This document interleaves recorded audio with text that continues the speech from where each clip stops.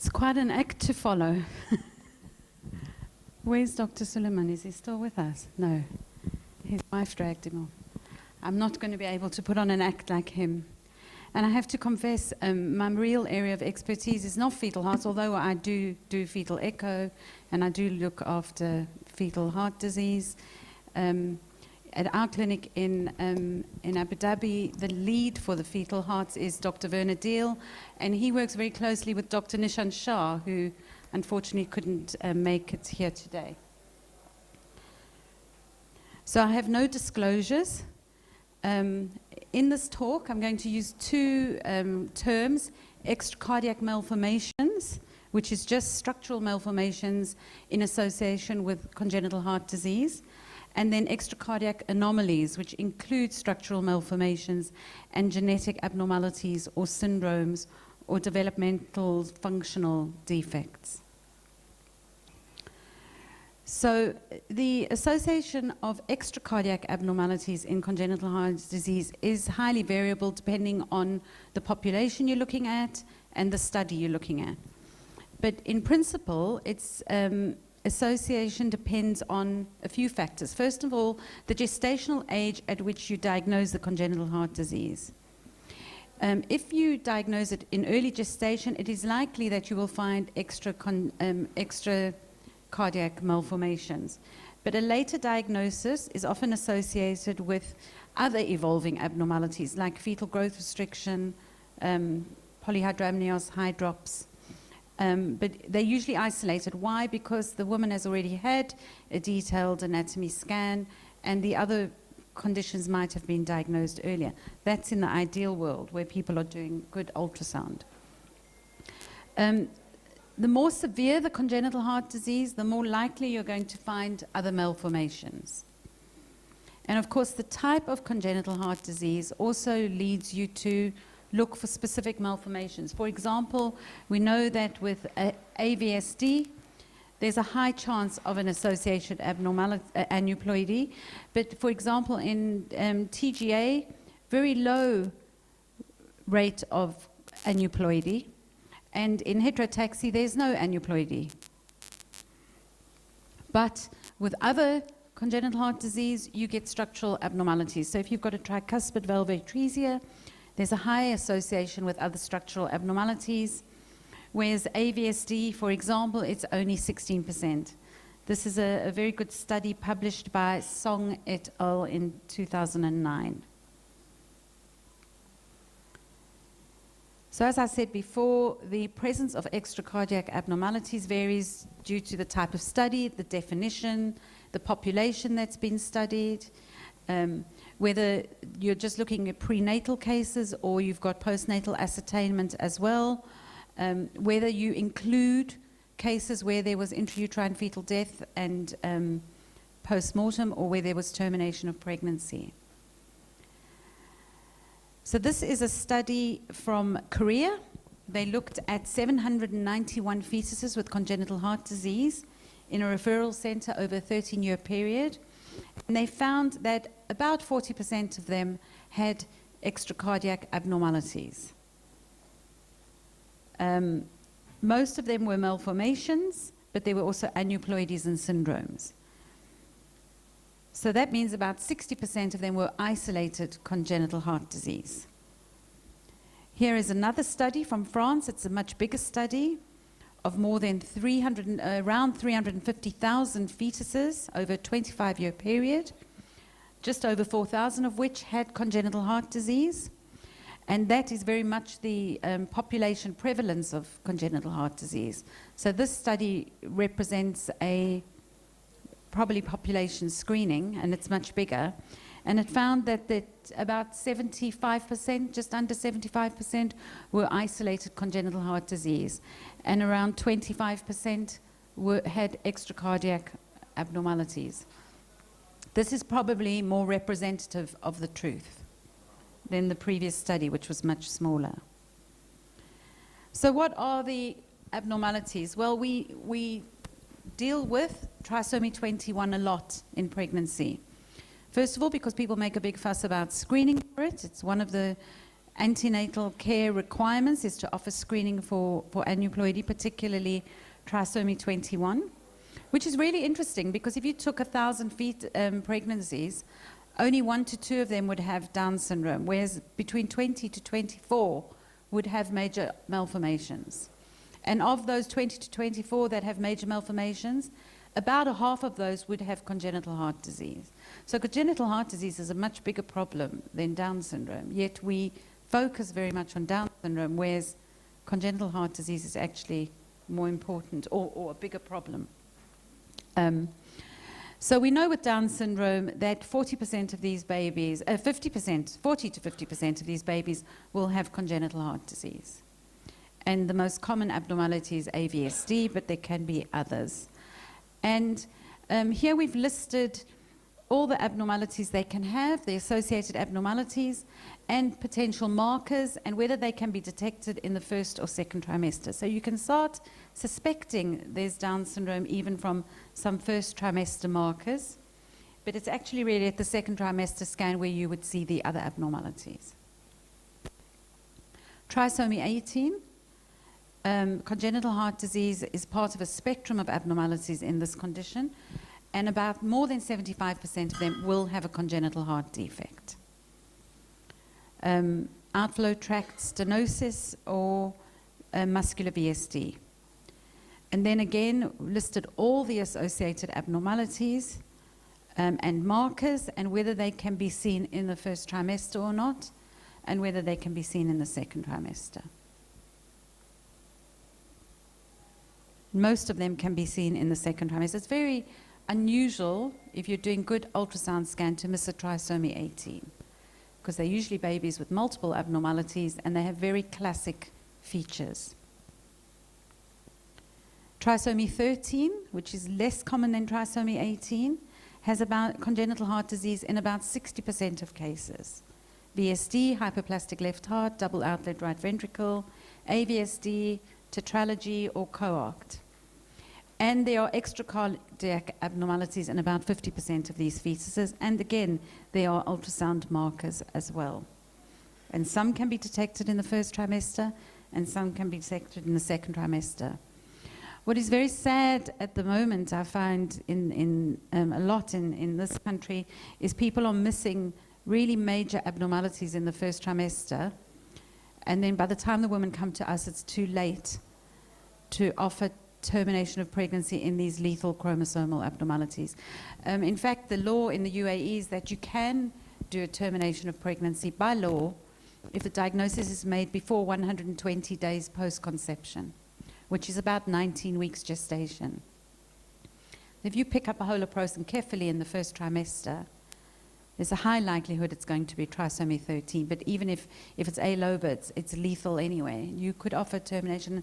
We see many people coming to us at 21, 22 weeks where it's too late to offer them that option. And so I would argue people need to be doing more than just measuring the NT. And I also think people who don't know how to look at a fetus properly should not be doing any ultrasound scan.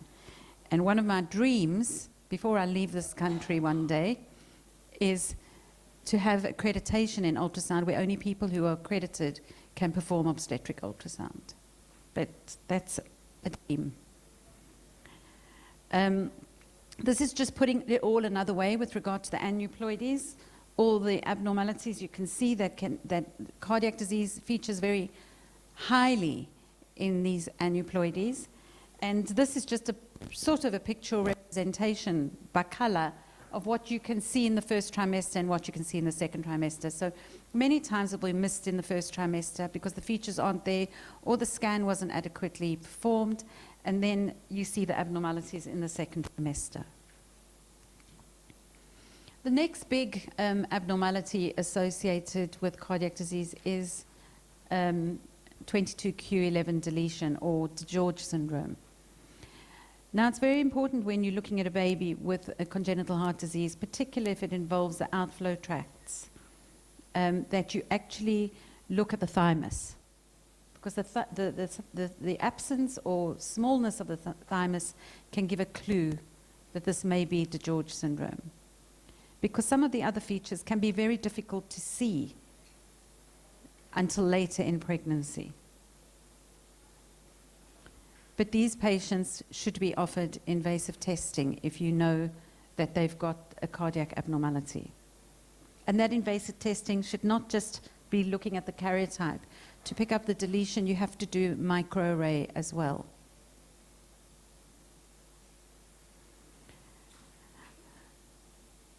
So there are also non-chromosomal genetic syndromes such as Noonan syndrome. And these babies have congenital heart disease in 80 to 90% of cases. And they present often with a cystic hygroma or hydrops or an increased NT in the first trimester. And you go on to see them later and you find that they have possibly tetralogy or coact, an ASD or an AVSD.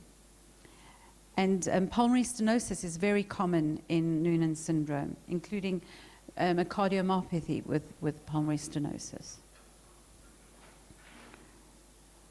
And then we get VACTERL.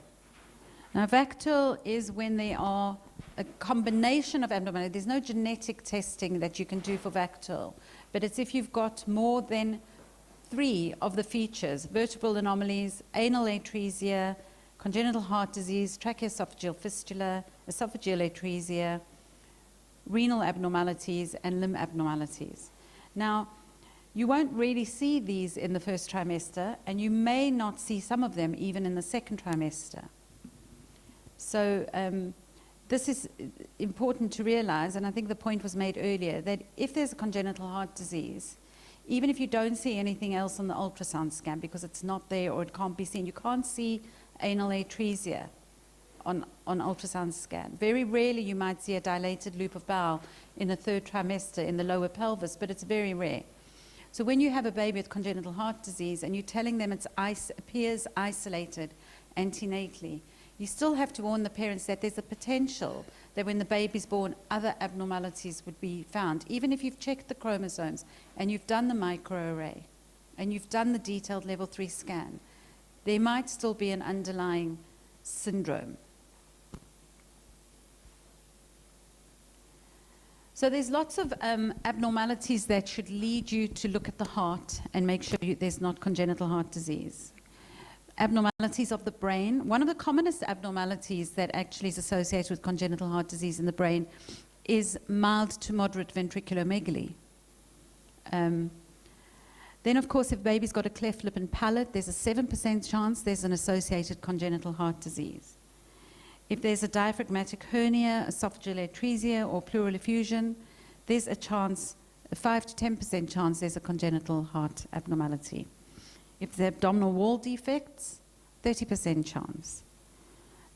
If you've got exomphalos, not gastroschisis. Gastroschisis is usually isolated. If there's a bowel atresia, if there's a genitourinary abnormality, I think some of the things I'm saying are repeating what other people have said prior to me today. And if there's vascular abnormalities, if there's single umbilical artery, you should be looking for congenital heart disease. And, by the way, renal abnormalities. If there's a persistent right umbilical vein or a genesis of the ductus venosus, there's a 15% chance of congenital heart disease. So now I'm going to move on to more functional heart disease than structural that can affect the fetal heart, or conditions in the fetus that can affect the fetal heart. Monochorionic twins have an increased risk of structural abnormalities, which has already been mentioned today, midline structural abnormalities and particularly congenital heart disease.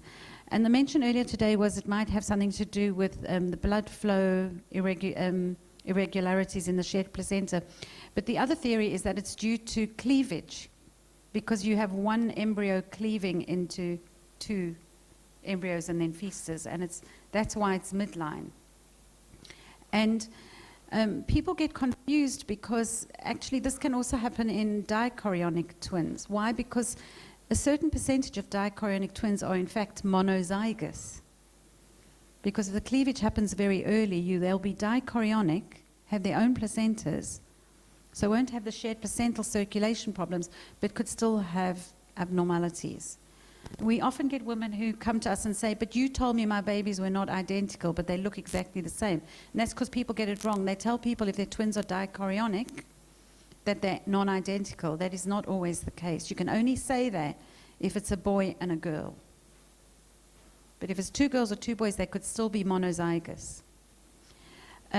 So twin-to-twin transfusion syndrome, this is a condition I feel a lot more comfortable with, is a condition where the babies share a placenta in monochorionic twins. So you get blood flow, arterial to arterial, venous to venous, and arterial to venous connections in the placenta, as you can see in this placenta over here at the top. I don't think the pointer's working on the screen. Okay. And if blood flows more in one direction than the other, you get an imbalance, and you get a recipient twin that becomes becomes overloaded, and because of that, it actually can become hydropic because it goes into heart failure. It has a distended bladder, and to get rid of some of the excess fluid, it produces more urine, so it develops polyhydramnios. And the donor twin is not getting enough blood supply, and so it becomes sometimes a little bit growth restricted. But it also has it doesn't fill bladder because it retains all, it's effectively dehydrated, and it develops oligo or anhydramnios and becomes stuck. And what we do with these, if it's severe, if untreated, there's a 90+% chance that the pregnancy will be lost. So we treat them with laser, but even when we treat them with laser, there can be a residual functional right-sided heart defect, mainly right-sided heart defects, particularly in the recipient. And about 10% of these babies have secondary functional congenital heart disease, predominantly on the right side and most commonly pulmonary stenosis. Then, of course, you get TRAP sequence, which is twin reverse arterial perfusion sequence, where one fetus is the healthy or the normal twin, but it's the pumping twin, so it's actually pumping blood through one anastomosis into a cardiac twin who either has a rudimentary heart or no heart at all. You, as pediatricians in the audience, will not see these babies because they're stillborn. But what can happen is the pump twin can go into cardiac failure, and it is at risk of death in utero. And then, of course, if you've got a significant placental tumor, which acts a bit like an AV malformation, and you can see one here down at the bottom, that is a placental tumor with a blood vessel going into it. If it's more than 5 centimeters in size, there's a chance it acts like an AV malformation, and then the fetus can go into heart failure and become anemic as well. This particular case, we actually lasered the feeder vessel because it was quite significant AV malformation. Please tell me if I'm going over time. And then, of course, if there are other AV malformations in the baby, you can get the baby getting cardiomegaly and fetal hydrops. For example, on the right-hand side, you can see a large aneurysm of the vein of Galen in the fetal brain, and that can cause cardiomyopathy and heart failure. And in congenital heart disease, many fetuses are small for gestational age, sometimes due to the intrinsic growth restriction. There's something wrong with them, so therefore they don't grow as well. But actually, congenital heart disease is also associated with placental insufficiency in a lot of cases. So it can be a true placental dysfunction growth restriction. Now, maternal conditions and teratogens have been mentioned already today, but there are many maternal conditions that can result in congenital heart disease. Phenylketonuria, CMV infection, fetal rubella infection, which is relatively rare these days. CMV is not as rare. It's one of the more common things we deal with. Or if women are taking teratogens like valproate, ACE inhibitors, alcohol, retinoids. We have a huge problem in the UAE with retinoids. I think in the last year we've had 5 babies born with hydrocephalus, Dandy-Walker malformations, and congenital heart disease because the mother was on a retinoid for acne. We seem to have dermatologists who are prescribing retinoids and women who are not using contraception while on retinoids in this country. And it's a real problem. Gestational diabetes, pre-gestational diabetes has already been mentioned today. Many women who have pre-gestational diabetes are not well controlled at conception. And if the hemoglobin A1C is more than 7%, there's a significant chance that their baby will have abnormality. And one of the common abnormalities is congenital heart disease. And there's a study that showed that in the USA, about over 2,500 newborns with congenital heart disease could have been prevented if there was better glycemic control preconceptually. So what is the impact of these extra cardiac malformations or abnormalities on fetuses with congenital heart disease? Well, they do worse. They have worse outcomes.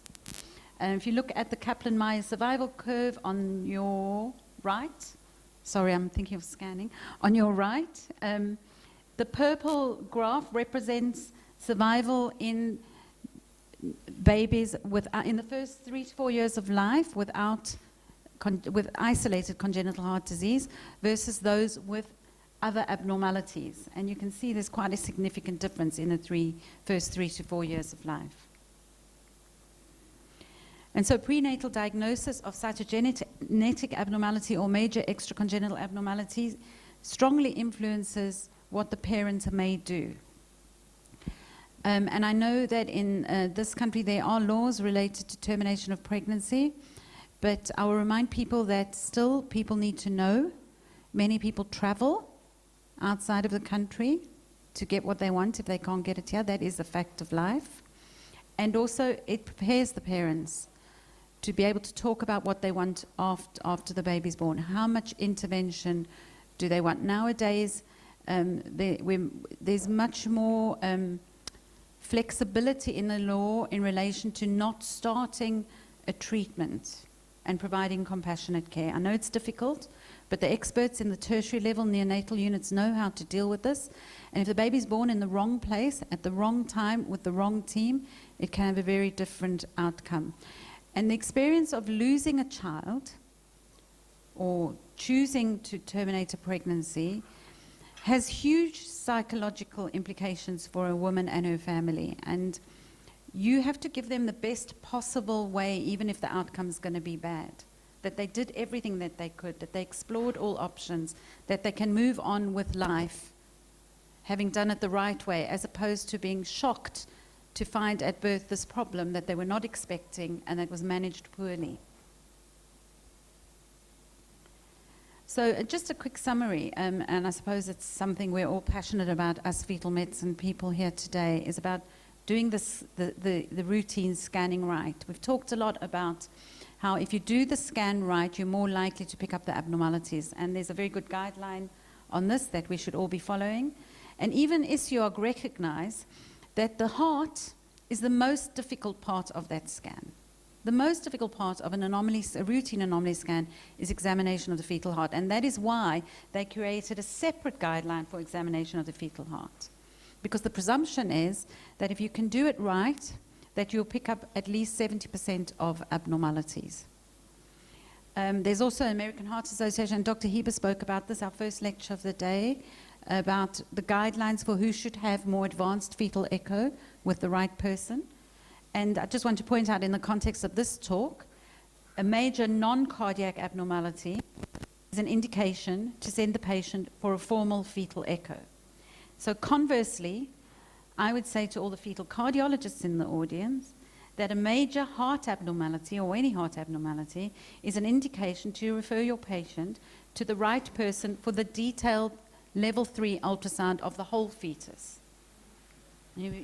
We as fetal medicine and fetal cardiology should be working very closely. We are a team and we need each other.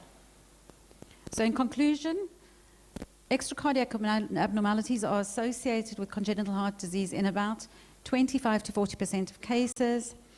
Many can be identified in the first trimester scan. If it is identified, a detailed and thorough fetal anatomy survey is required if you identify heart disease. If an extracardiac abnormality is identified, fetal echo is indicated, and it actually is covered by insurance, by the way, in this country.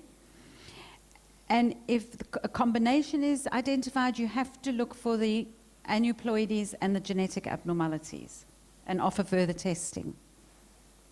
It's also key to understand the patterns of association and the underlying etiologies to try and work out what is going on and target your investigations and your management. And the extracardiac abnormalities do profoundly affect the prognosis and the perinatal management and outcome. And of course, prevention is important. Getting good glycemic control before getting pregnant is very important. So just to say thank you. And away from a fetus in utero on fetoscopy.